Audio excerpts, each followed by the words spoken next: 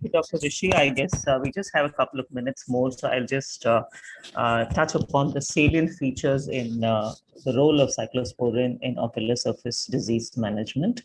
I have no financial interest here.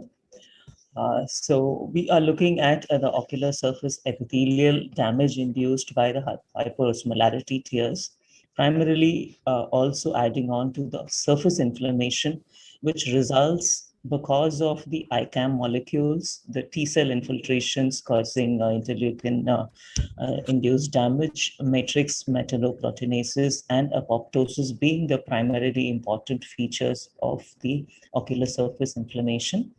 This is a nice chart which sort of intercorrelates the ocular surface staining due to epithelial cell damage, the tear breakup time, the Schirmer's, and how the hyperosmolarity are interlinked here.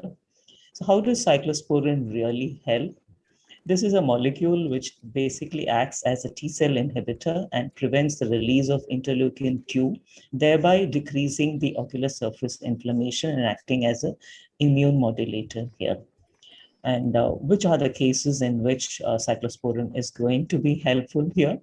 We'll have to understand that cyclosporin is helpful when there is adequate amount of aqueous secretion and the lacrimal glands are still functioning. So it's not going to be helpful in cases in severe dry eye disease where you have got immune mediated, you've got inflammatory damage to the glandular adnexa, which are involved in the tear film dynamics here.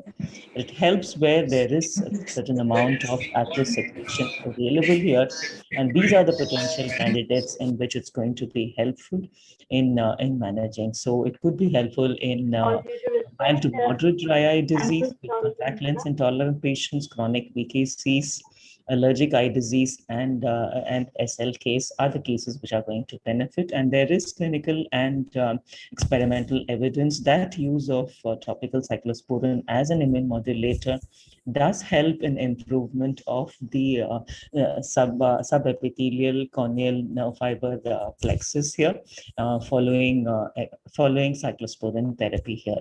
I think tacrolimus now is now proving to be a more efficient immune modulator in comparison to cyclosporin, except that the ocular surface stinging effects are perhaps much more than cyclosporin.